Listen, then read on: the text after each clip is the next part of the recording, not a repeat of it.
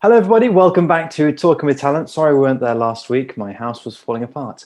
But this week I have Amy Panter with me, who is, I'm a huge fan of your work because you are jetting across the planet to do what you do, and you work in circus, performing in circuses. You do aerial acrobatics over the stratosphere, which we'll get onto later because that's definitely something I couldn't do, and it's terrifying, but it looks incredible. And I'm sure there's many more skills to your bow than just aerialists and circus stuff.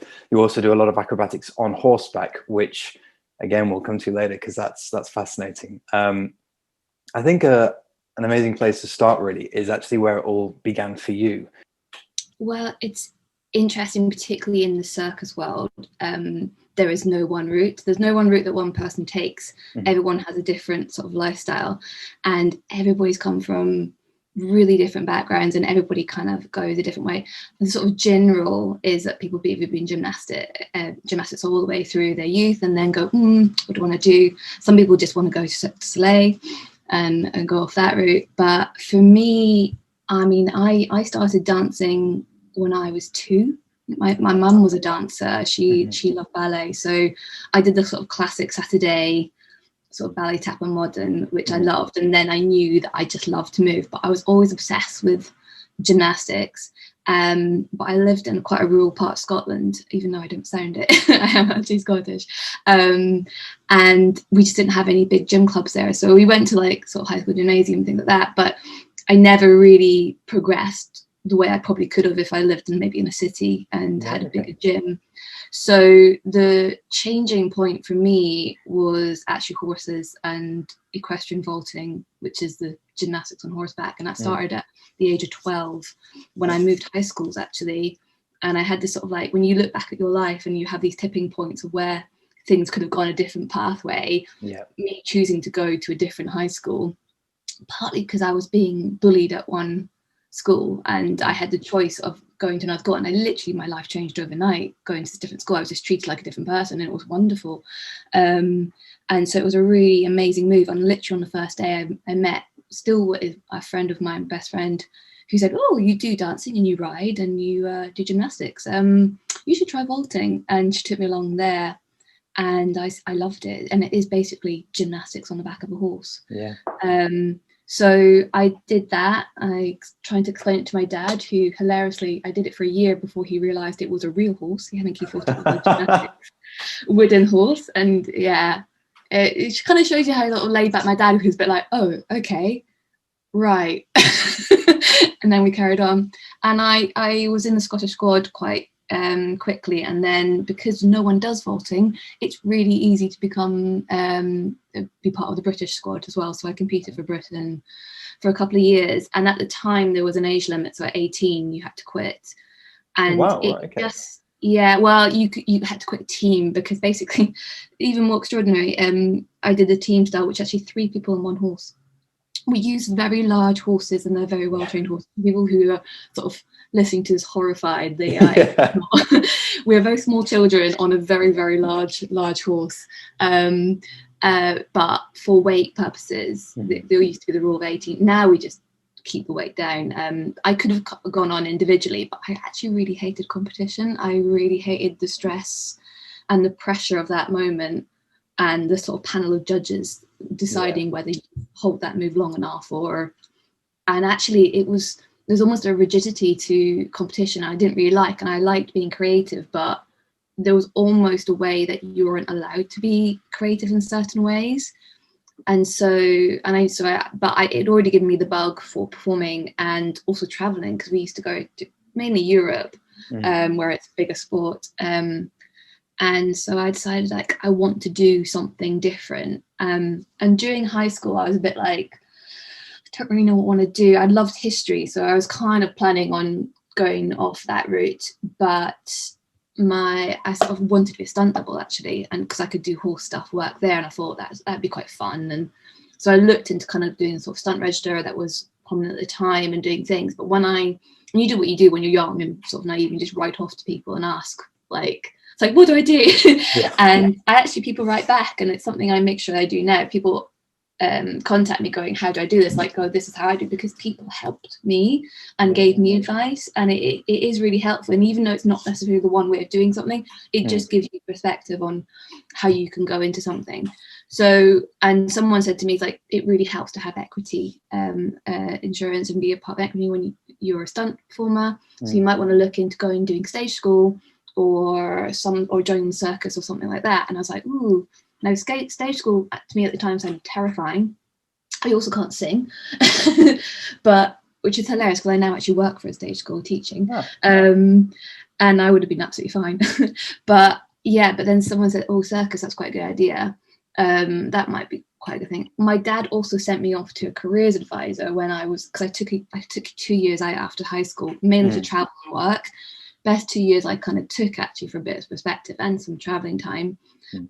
But my dad, who was a bit worried, sent me off to careers advisor, and I think I kind of annoyed this careers advisor quite a lot with not really wanting to do anything of the stuff he did. And because I did the horse stuff, he was a bit like, "Oh, why don't you just run off to the circus?" And I was like, "Oh, light bulb moment." I immediately went home, and within 20 minutes on Google went, "I'd become a circus performer." And basically at the time, I think we're talking about 2003 here, they said you can go and join a traditional circus and train the old-fashioned way. You can still do that.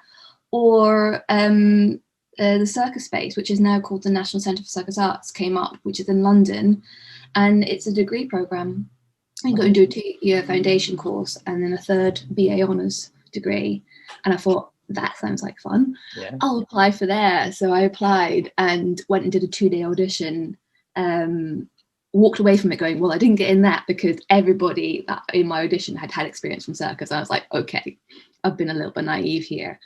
But I got accepted, I think because they never really had a horse vaulter before. And I think they liked the sort of like variety. They liked people look for, within a year group, sort of variety of backgrounds. So basically it went from there, and I did 3 years training.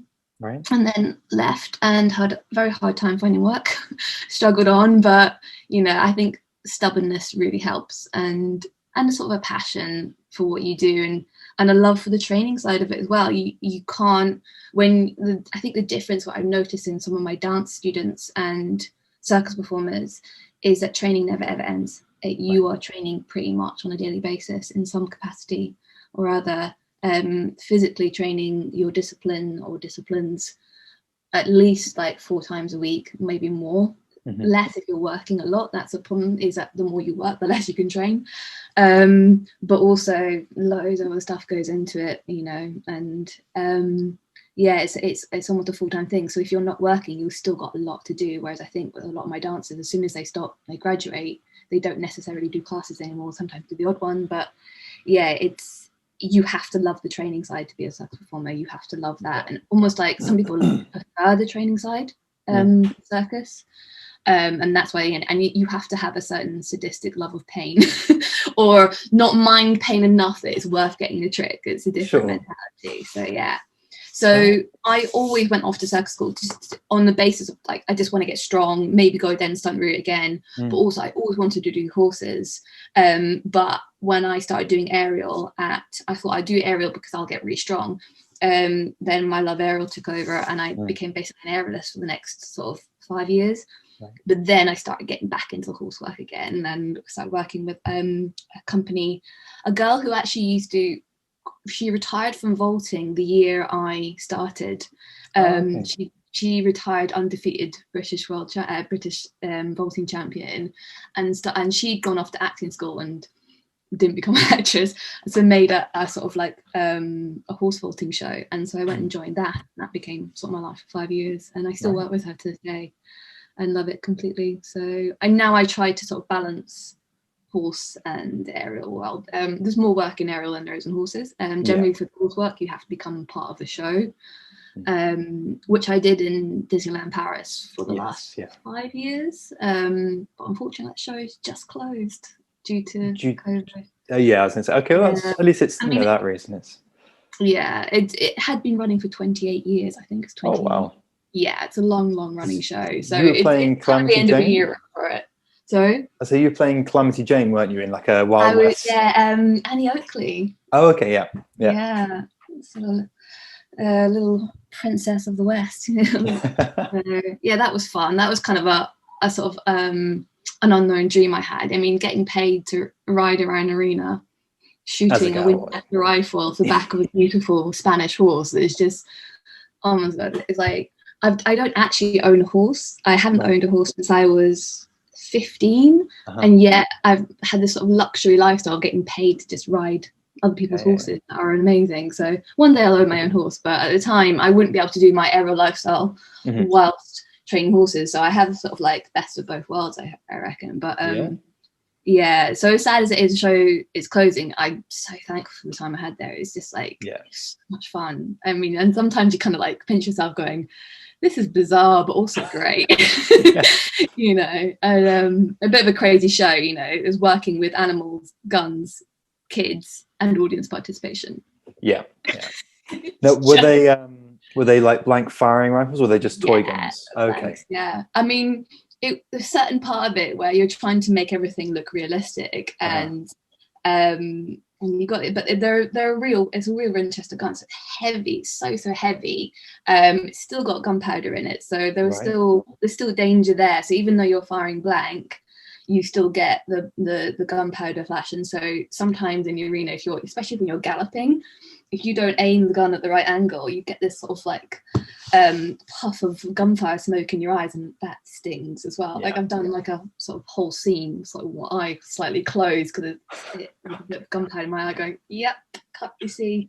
And so you still got to be careful and everything. Like you never point. Like there were always so many rules. Like you never point gun at anybody and doing that. And and like we always thought, gosh, they must obviously think that it's fake, because there's one scene where the candelabra scene where a man rides in on a horse with a great big candelabra full of like 10 candles, and you have to ride around in a circle shooting out the candles, which is something that Annie Oakley did, and you're shooting into the audience because it's in the round. So it's not until they see the sort of more faker audience partition bit with the gun, they go, oh, it's blank. They're like going, how did you not get that? But maybe we just sold it enough, though. You know, it's good. But you know, it was a show full of a lot of joy, and it was really wonderful. But it's probably the most nervous I am. I remember the first time I went to watch it before I auditioned, and I went, oh, doesn't really do anything. It's not like, because I'm a trick rider and a vaulter, you know, there's so much skill and risk involved in that. And so when I saw the show for the first time, I'm like going, oh, you literally just gallop in a circle and fire a gun, and that is it. And a lot of the stuff is groundwork, and it's actually more of an acting role than anything else. And yes, I was slightly naive, because yes, it looks simple, but oh my gosh, when things go wrong, they really go wrong. It's you just never know what can happen each show. So it was definitely the most nervous I've ever been before a show. Whereas in the aerial world, I don't know, just this sort of experience, and just like you rehearse, what you generally rehearse is what you perform, and you can just take one and boom, off you go, and you also can improvise. Especially a lot of the work I do is solo work. The audience don't know when it goes wrong. You know, you're not following a script unless you're doing like a big ensemble routine, or it's live. It is obvious, and that they're a bit more. So a lot of the live shows I've done, they've been a bit more like nerve-wracking. But generally they're usually kept quite simple. So you have to sort of really mess up quite badly if you're doing that. But you never know. But a lot of the other shows is like, if you can't make a move, you have the sense to just go, okay, I'm going to go this way then. Whereas with a horse, it doesn't work that way. No. There must be a lot of, I mean, you must spend a lot of time with the animal anyway, but there must also be a lot of trust to this animal. Where even though they're tamed, they're still an animal. You know, they've got a mind of their own. They'll do what they want, and as much as they'll do what you tell them to, obviously they might be like, no, I'm not feeling it today. No. So with my friend's company, Jive Pony, she works with these half-ton Highland ponies. They're quite overheight Highland, but they each weigh about 500, 600. So you know, you can't. We use a lot of positive reinforcement training. So everything. So, and again, it can be quite a controversial thing working with animals, performing with animals. But it's no more different than riding an animal, you know. And we're trying to there's a new thing of sort of using clicker training and positive reinforcement. So it's always a horse's choice to do something, and if they don't want to do it, we're not going to force it to do it. So you're using your energy and everything's and working with the horse. And some days you do just get those days where I don't want to do that today. And with Jive Pony, I would work close with the horses, whereas with Disney, I'd literally get off the Eurostar, roll up, and I'd have 15 minutes with my horse. and they are so highly trained. It's like generally always a breeze. But some days I work with this one horse called Baritone, who's just been retired, to one of my best friends, which is wonderful. But he was quite cheeky, and some days if he didn't want to lie down, he wouldn't lie down. And so you just have to work with it and just be prepared for anything, to be honest with you, and work there. The hilarious thing about Disney is that, well, with Jive Pony, if something goes wrong, you're in a big arena, no one can hear you, so you can talk to the animal and do that. Whereas with Disney, you've got a head mic on, so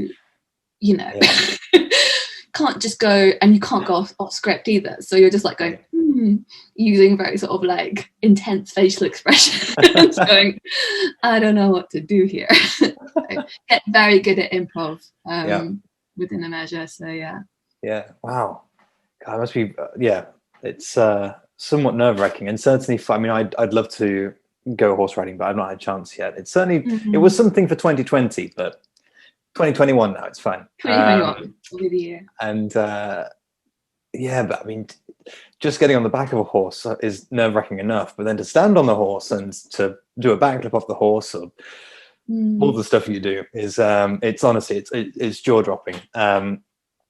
Going right back to sort of you mentioning your turning point, and we'll just chat about the aerial and then into silks after. Because some of the stuff that you've posted about your aerial work is incredible. Like, if I'm not mistaken, you were over in Asia where you were above a stadium. Is that right? Yes, I've done a few shows out there.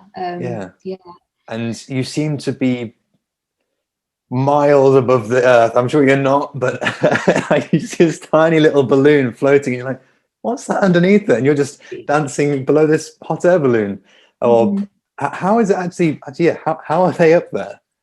So this is a company I work for called Dream Engine, and they're an incredible company. And my life changed quite a lot when I started working for them, because they do such extraordinary work. Their main thing is called a heliosphere, which is the big balloon you're talking about. It's actually a helium-filled balloon, and it's tethered to two men on the floor.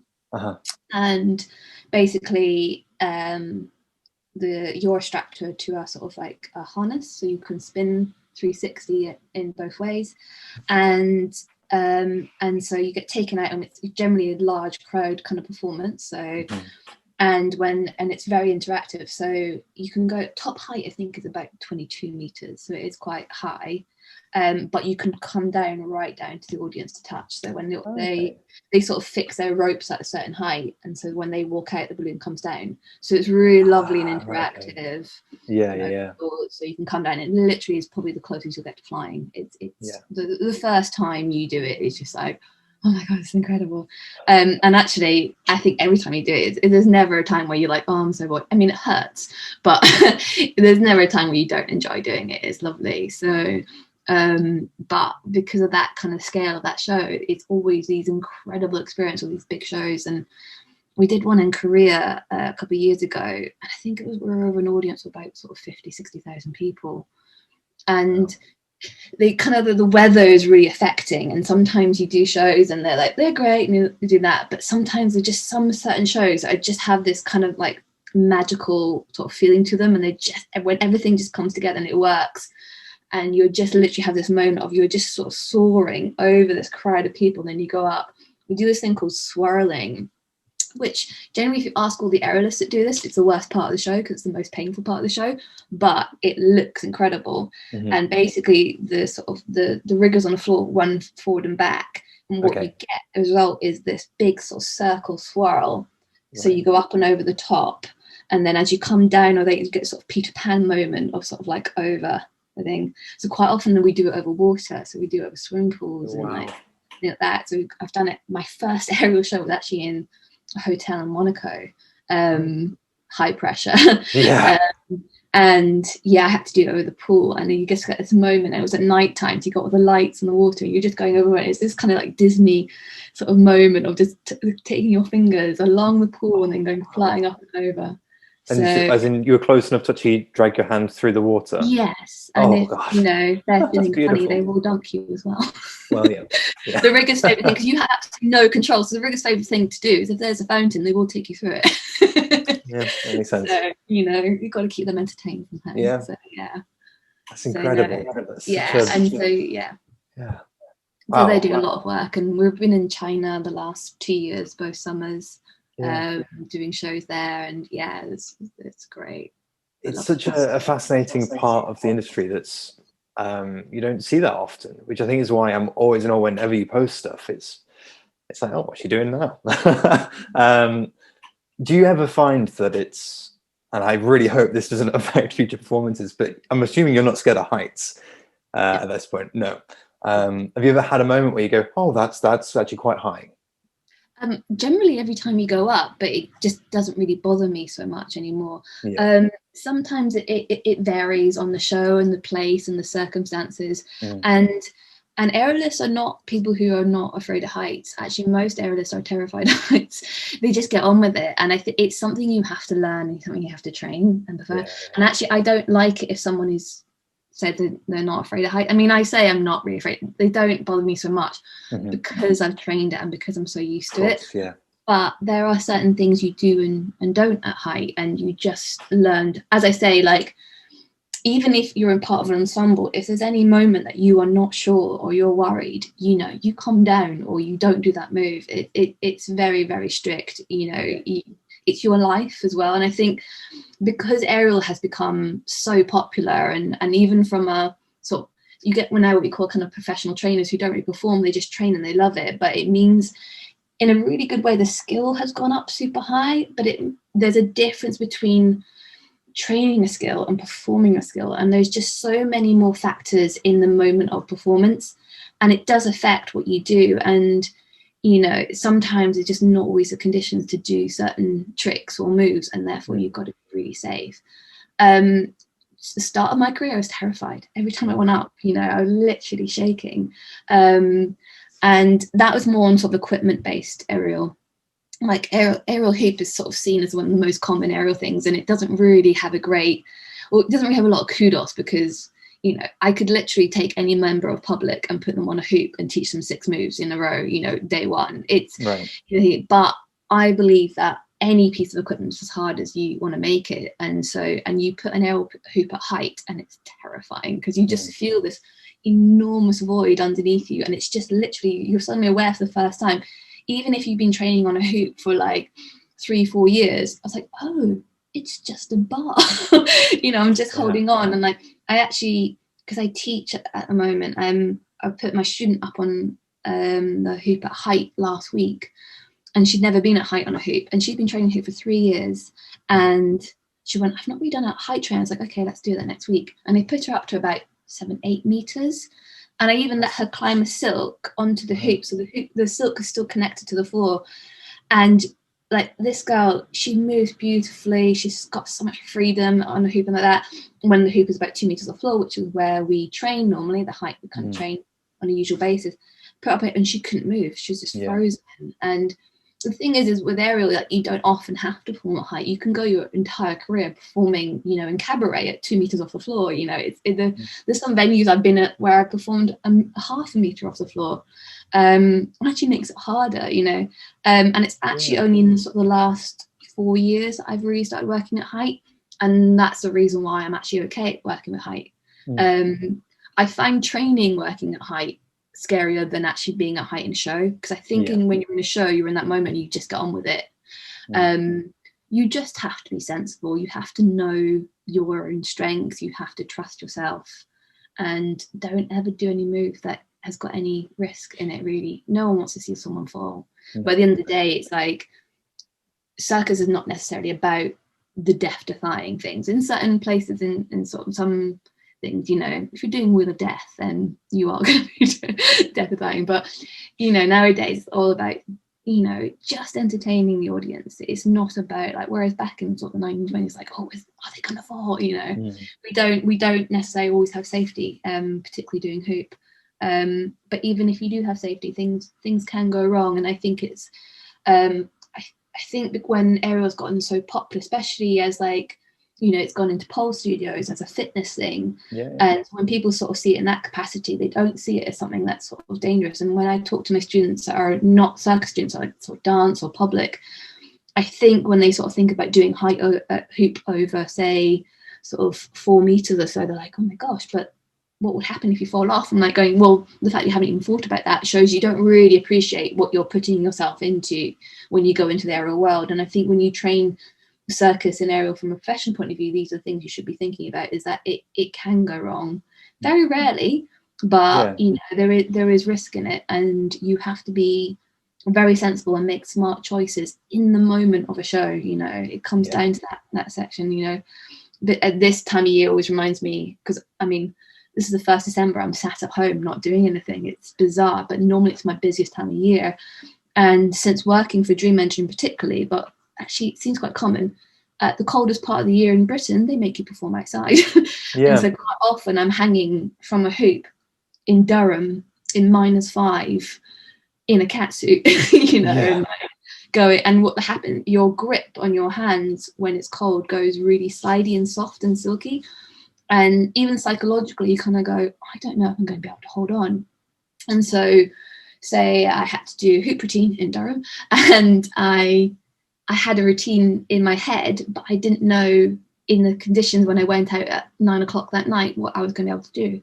So I just literally had to kind of, as I go, is my grip okay? Okay, I'll carry on. And you just check. And if it doesn't, you go, okay, that doesn't feel safe. I'm just going to sit here and improvise. And you always have backup plans, and it's just making smart choices and always being safe. Because you're not strapped in, are you? Not on that one. When you go over a certain height on equipment, yes, you are. So generally over maximum 10 meters, you want to be strapped in above that. Some people will be strapped in lower. You know, I've been strapped in at even 5 meters before, and it depends on the show and what you're doing. If it's fairly easy, I have performed at 10 meters without safety, but I'm very particular about what moves I'm doing.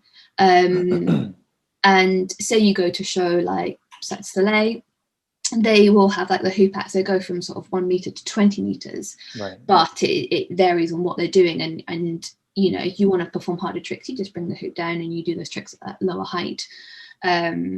So you know, you shouldn't really be performing anything that you can't perform 10 out of 10 times anyway. But you know, things generally go wrong. But most of the time with accidents, it's never usually person slipping. It's usually a rigging malfunction, which it's just the way things go. But Gosh, nerve-wracking, but I imagine your sort of the excitement level outweighs the nerves every time. There is nothing like that adrenaline. It's incredible. I've always said, as soon as that adrenaline or that love or that moment performance goes, I quit, because it's just, it's not something that's worth putting you're mentally or physically through if you don't love it.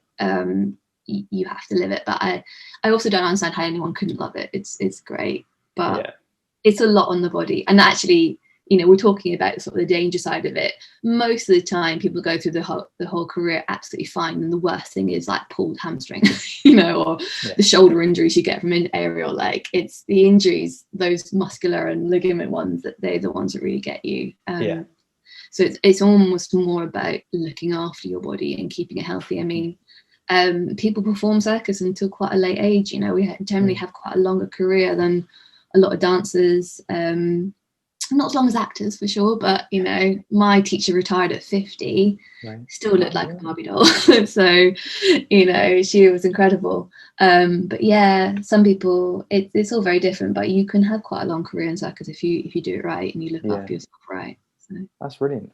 And actually, there's quite a lot of people who are watching who have actually seen you on, without realizing they have, on a pretty worldwide scale, as you were performing alongside Hugh Jackman recently. Is that right? And that was That was great. What event was that? Because you were performing from The Greatest Showman, weren't you? Yeah, that was the Brit Awards. It was the opening, the Brit Awards, and that was amazing. Yeah, Yeah, because and that you was were on one of those silks. live moments where you're in a you don't mess up. Do the one move. Just do it and get the timing right, because if you're the one aerialist out, it's going to notice, you know. So Yeah, because there was like 12 of you, I think. I think there was 8 silks, but then there was actually about 30. I think it was 60 aerialists all in total, because they had these 2 great big chandeliers at the back that had about 30 aerialists on each, and then there was 8 of us in silks at the front. Yeah.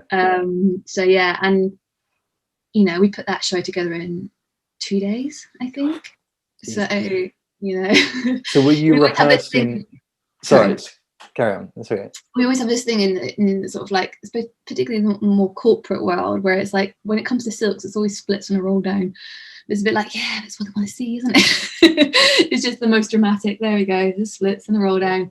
But when you've only got 2 days to put a show together, you're just like, okay, well, let's just do that and keep it simple.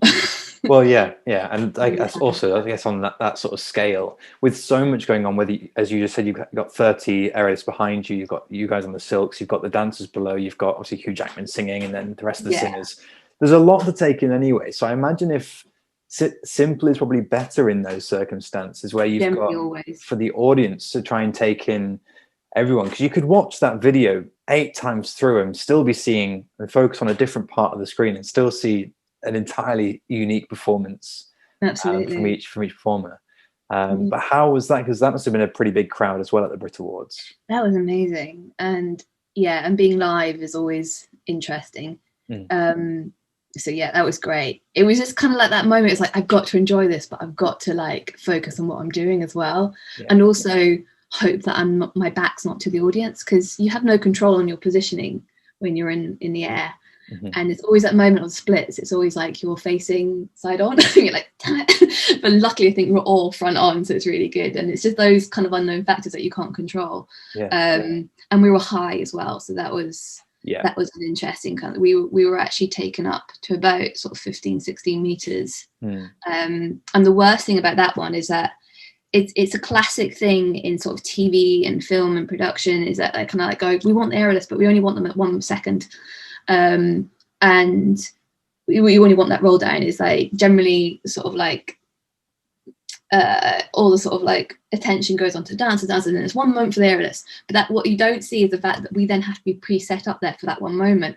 And so we had to be up there for 3 minutes in a position, and so the majority of that rehearsal period was trying to find a position that we're all comfortable in, that our legs weren't going dead, and to be able to hold 15 meters worth of fabric in our arms and not drop it. Jeez, so most of it, rather than being nervous about not getting the trick or falling or getting the timing right, was just a bit like, don't be the one that drops your fabric, because in that kind of stage, that's going to be really obvious. And it's just this one sort of trickle of fabric coming into camera view and just slowly trying to pull it back up again.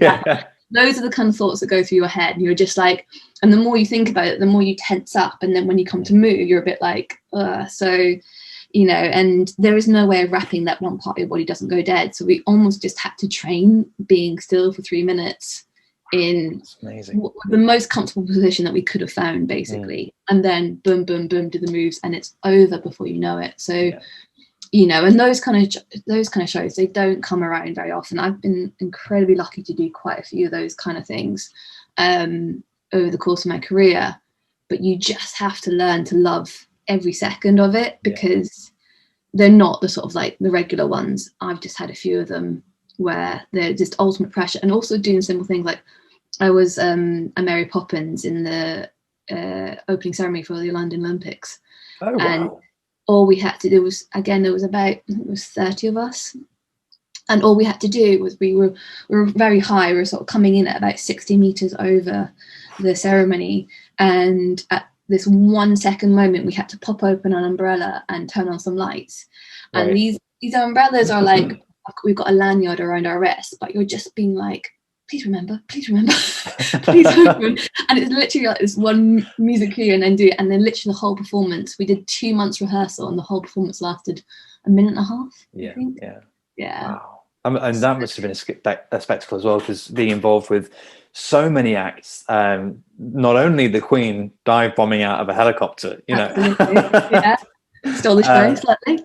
Well, a little bit, because I've been sitting there like God, that must be incredible. Did you get a chance to, I guess going back to the Brit Awards first, did you get a chance to work with Hugh Jackman, or was it quite a separate sort of routine? Generally quite separate, but he was a very nice man, and so when he walked around he was like, hello everybody. He's like, he does that, but you're just kind of like, you tend to be kept in sort of mad groups. And you know, it what surprises me is particularly film and sort of television, everything's always so last minute. They make these huge decisions at like the last possible hour, and so it's always really, there's never any time, so you're basically you're just kept in your group, and you're like, you do this, you do this, you just go, and then boom, you've got a show.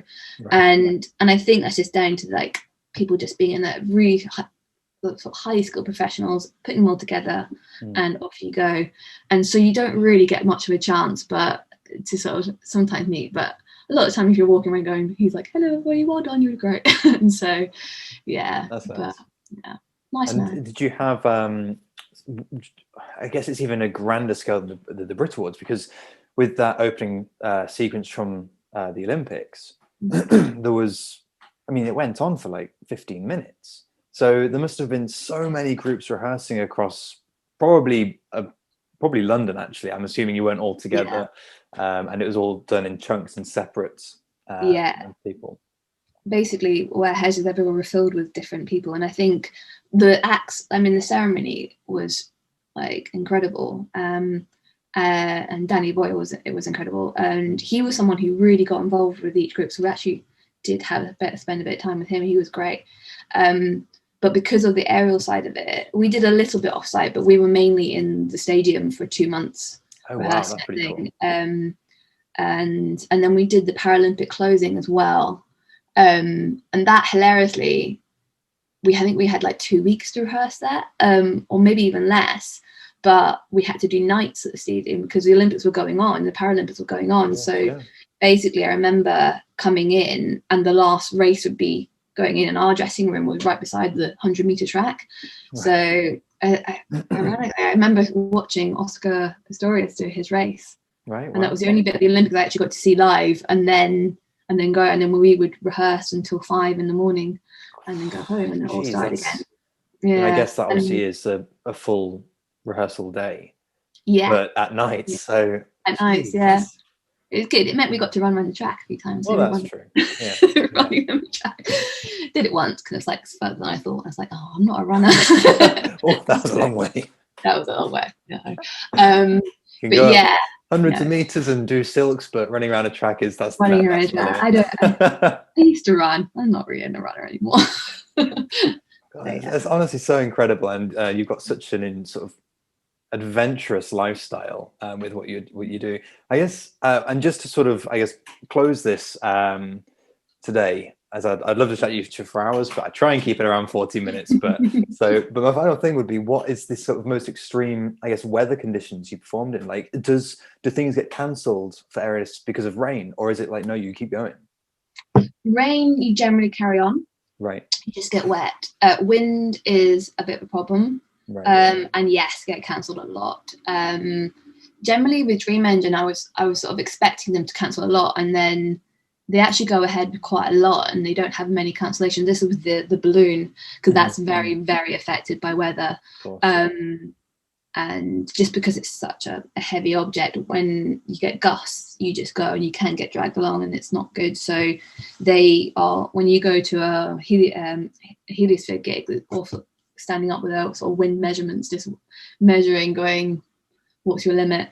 And so that often gets cancelled a lot.